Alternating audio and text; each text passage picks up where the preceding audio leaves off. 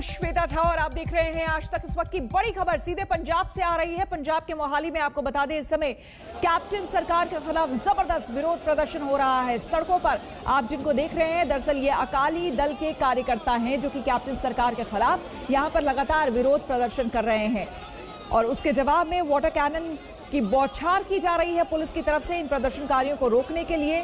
सत्येंद्र चौहान हमारे संवाददाता हमारे साथ बने हुए हैं। सत्येंद्र, क्या अभी भी ये प्रदर्शनकारी इसी तरह से डटे हुए हैं जो तस्वीरें हम देख पा रहे हैं? देखिए श्वेता, मैं सबसे पहले ये बता दूं कि अकाली दल के जो अध्यक्ष हैं सुखबीर बादल और दूसरे नेता विक्रम मजीठिया, इनको पुलिस ने हिरासत में ले लिया है। इनको धरने स्थल से थाने में ले जाया गया है, लेकिन अभी भी बड़ी तादाद में ये अकाली दल के कार्यकर्ता यहाँ पर रुके हुए हैं। पुलिस ने डबल बैरिकेडिंग यहाँ पर की हुई है, इनको रोकते हुए है।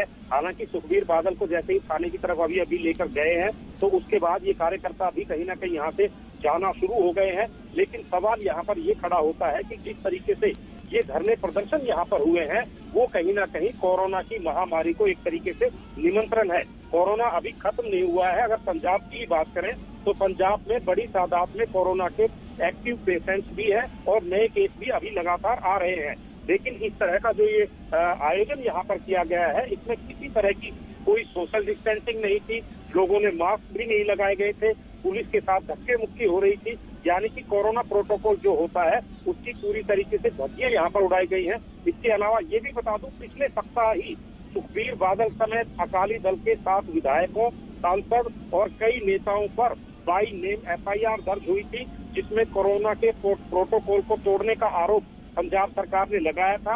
और उसके बाद ये दूसरा जो धरना प्रदर्शन है अकाली दल का, जिसमें हजारों की तादाद में लोग मौजूद थे और यहाँ पर जिस तरीके से ये प्रदर्शन हुआ है वो कहीं ना कहीं एक तरीके से इस आपदा को दोबारा से बुलाने की एक कोशिश हम कह सकते हैं कि इस तरीके से जो हुआ है ये कहीं ना कहीं अपने आप में सवालिया निशान है। तो दूसरी तरफ बात ये है कि पंजाब में बहुत जल्द विधानसभा चुनाव होने हैं और इन चुनावों से पहले इस तरह की सरगर्मी अब कहीं ना कहीं रोज देखने को मिलेगी। बिल्कुल, बहुत बहुत शुक्रिया आपका सत्येंद्र तमाम जानकारी के लिए। और अब देखिए, 1 साल बाद गलवान, तैयार हिंदुस्तान।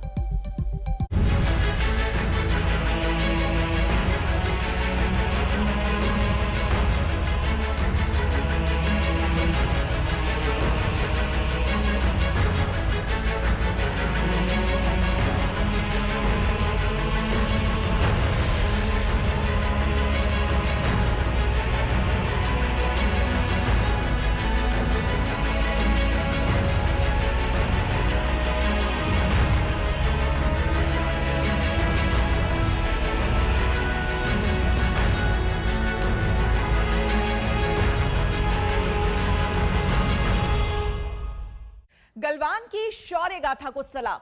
आज उस वीरता को एक सलाम हो जाए। गलवान में भारतीय जवानों ने शहादत देकर मातृभूमि की रक्षा की। गलवान के 1 साल बाद काफी कुछ बदल गया। अब हम ज्यादा तैयार हैं, हमारे सैन्य हैं। गलवान की घटना के बाद भारत की तैयारी काफी बढ़ गई है। अब लद्दाख में सेना का जमावड़ा भी बढ़ा और इंफ्रास्ट्रक्चर में भी जबरदस्त सुधार आया। अब लद्दाख में 50 से 60 हजार सेनाओं की तैनाती है। लद्दाख जाने वाली सड़कें दुरुस्त हुई हैं। अब जोजिला पास, खारदुंगला सालों भर खुले रहते हैं। जमाने वाली सर्दी में सैनिकों के रहने के लिए सुविधाएं बढ़ी हैं। चौकसी के लिए LAC पर अब इजरायली हेरॉन ड्रोन की तैनाती है। पैंगोंग लेक में पेट्रोलिंग के लिए आधुनिक बोट रखे गए हैं। गलवान हादसे के 1 साल बाद भी भारत और चीन के बीच तनाव LAC के ऊपर बरकरार है। डिसएंगेजमेंट जनरल एरिया पेंगांगसू में हुआ है, लेकिन हॉट स्प्रिंग, गोग्रा और देप्सांग में डिसएंगेजमेंट के हालात कुछ अच्छे नजर नहीं आ रहे हैं। पिछले 1 साल में भारत ने अनेकों स्टेप्स लिए हैं जिससे हमारी LAC का पोजीशन काफ़ी ज़्यादा मजबूत हो गई है। एक इंफ्रास्ट्रक्चर को मजबूती दी गई है, रोड कनेक्टिविटी जो है सब फॉरवर्ड पोस्ट को उसको इम्प्रूव कर दिया गया है, लॉजिस्टिक बैकअप इम्प्रूव कर दिया गया है। इंडियन आर्मी ने एक्स्ट्रा ट्रुप्स को डिप्लॉय किए हैं और एयरफोर्स और आर्मी ने मिलजुल कर अपनी पोजीशंस को फर्दर स्ट्रेंथन किया है। और साथ ही साथ बड़ी कड़ी नज़र रखी जा रही है चाइना की तमाम एक्टिविटी के माध्यम से सर्विलेंस बड़े पैमाने पर इम्प्रूव हो गई है। जमीन से लेकर आसमान तक भारत की ताकत बढ़ी है। राफेल के गरज बीजिंग भी सुनता है। सुखोई 30 के शोर से ड्रैगन भी वाकिफ है। अब भारत पल भर में सीमा पर सैनिकों का साजो सामान पहुंचाने का मादा रखता है।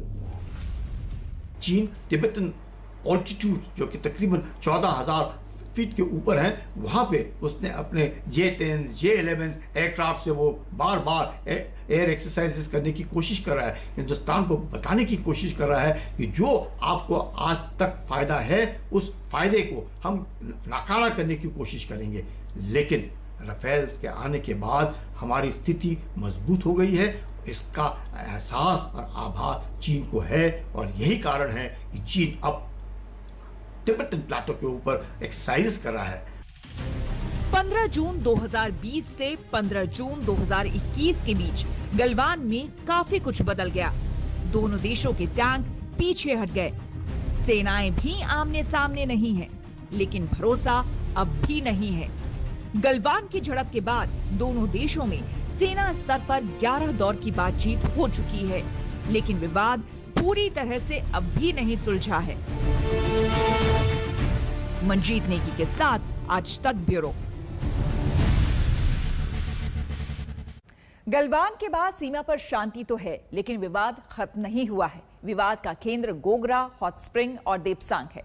25 जून 2020 के बाद दोनों देशों में 11 दौर की बातचीत हो चुकी है। कुछ मामले सुलझे भी हैं, लेकिन अब भी भरोसा कायम नहीं हुआ है।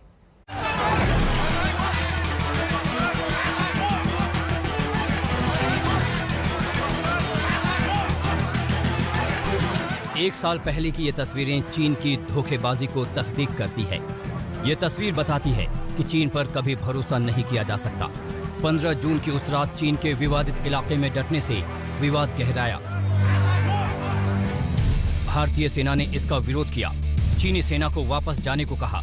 चीनी सेना वापस जाने भी लगी, लेकिन 2 टेंटों पर विवाद गहरा गया। चीन की दलील थी कि ये निगरानी के लिए है।